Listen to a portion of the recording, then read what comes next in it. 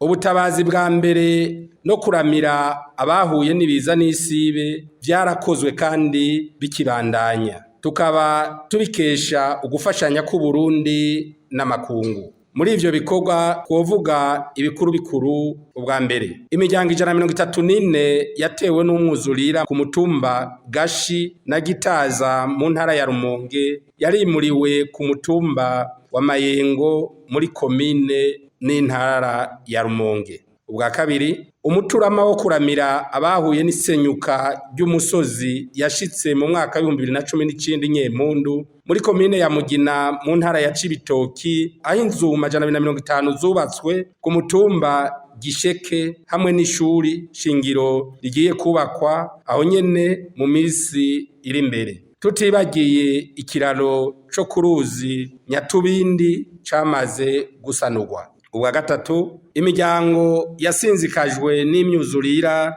yo muri zone Gatumba biturutse kw'isesa ry'uruzi Rusizi yararonkejwe uburyo bwo kwirihira uburaro ahandi mu kiringo c'amezi 3. Mu gihe bene amazu yahitanywe n'uwo mwuzurira bakaba batagishoboye gusubirayo, bagiye kwimurirwa ahandi.